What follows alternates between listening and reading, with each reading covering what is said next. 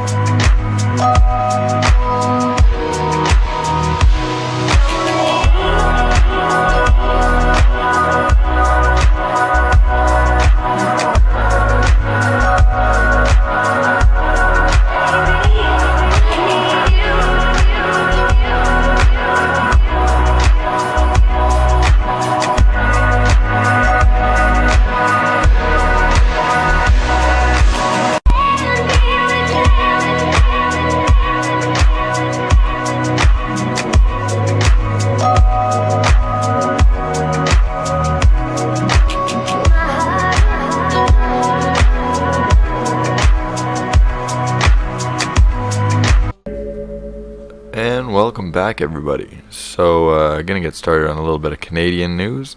We've got information coming out that Kevin O'Leary is going to be paying a $10,000 fine due to dropping out of the debate in Edmonton.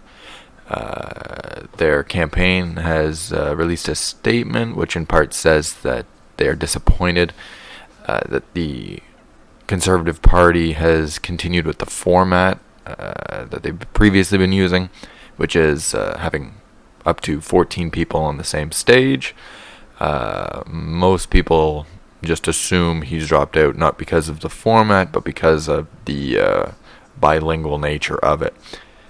Kevin O'Leary can't speak French, so there is a bit of a weakness in his candidacy there.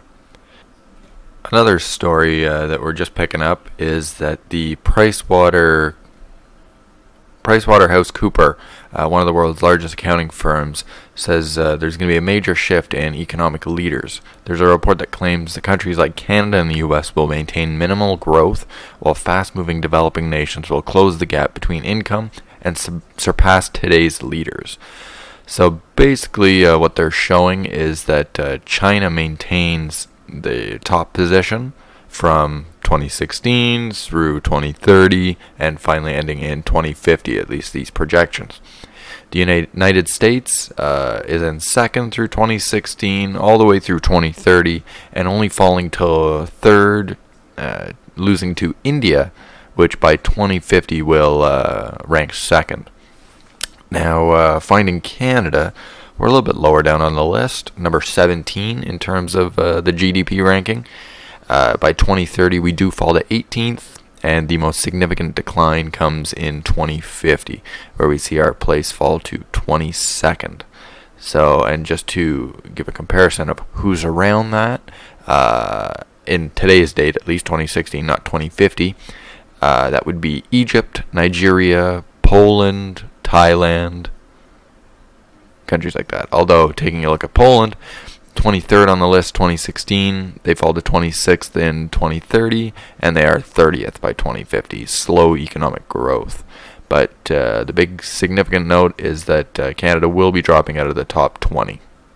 And just to finish up the Canadian news, we have reports that Montreal was supposed to host the Canadian Championship of Brazilian Jiu-Jitsu, but the event was postponed after it was declared illegal. The Article 83 of the Canadian Criminal Code states that only combat sports recognized by the IOC are legal.